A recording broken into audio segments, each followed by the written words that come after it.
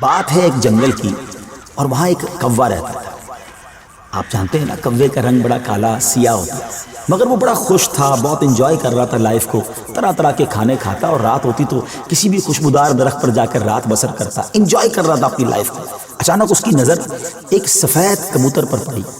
وہ سوچنے لگا کہ میں کالا اور یہ سفید، یہ کتنا خوبصورت ہے، کتنا اچھا لگ رہا ہے، مجھ سے زیادہ خوش تو یہ ہوگا۔ اب اسی خیال میں وہ پریشان رہنے لگا اور اسے رات کو نیند بھی نہ آئے۔ ایک دن وہ کبوتر کے پاس پہنچا اور کہا کہ تم کتنے خوش نصیب ہو، تمہارا رنگ سفید ہے اور میں تو کالا ہوں، تم سے زیادہ خوش تو کوئی نہیں ہوگا۔ کبوتر نے کہا پہلے میں بھی یہی سمجھتا تھا، لیکن جب میں نے طوطے کو دیکھا تو میں حیران ہو گیا کہ طوطے کے تو دو رنگ ہیں، میرے پاس تو ایک ہی رنگ تھا۔ طوطا زیادہ خوش نصیب ہے، وہ زیادہ خوش ہے، وہ زیادہ لائف کو انجوائے کر رہا ہے۔ اب کوا کبوتر کو چھوڑ کر طوطے کے پاس پہنچ گیا، کہا طوطے تم تو زیادہ انجوائے کرتے ہوگے، کتنے خوش ہوگے کہ تمہارے پاس تو دو رنگ ہیں جسم پر، تمہاری باڈی بہت خوبصورت لگتی ہوگی۔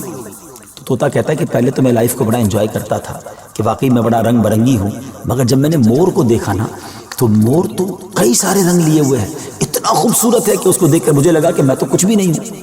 اب کوا اڑتے اڑتے پہنچ گیا مور کے پاس۔ مور چڑیا گھر کے ایک پنجرے میں موجود تھا۔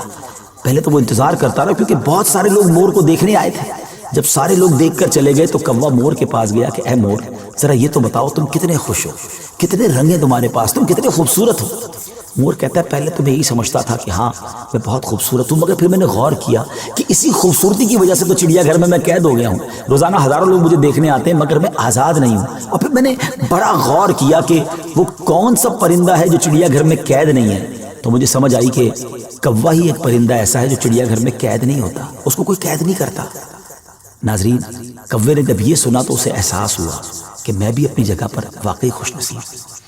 اب یہاں بظاہر تو یہ ایک فرضی واقعہ ہے، لیکن اگر اس کو ہم اپنی زندگیوں پر امپلیمنٹ کریں، اپنے بارے میں سوچیں، ہمارے پاس بہت کچھ ہے، لیکن جب کسی کو ہم سے زیادہ والے کو ہم دیکھتے ہیں نا تو ہمیں اپنی چیزیں کمتر نظر آنے لگتی ہیں، اپنا گھر چھوٹا لگنے لگتا ہے، اپنی موٹر سائیکل، اپنی گاڑی، اپنی سائیکل وہ ہمیں بڑی کمتر لگتے ہیں جب کسی کی بڑی گاڑی دیکھتے ہیں، کسی کا بڑا گھر دیکھتے ہیں، کسی کی لائف سٹائل کو دیکھتے ہیں، جو ہے اس پر انجوائے نہیں کرتے بلکہ اس پر شکوہ کرتے ہیں، ناشکری کرتے ہیں۔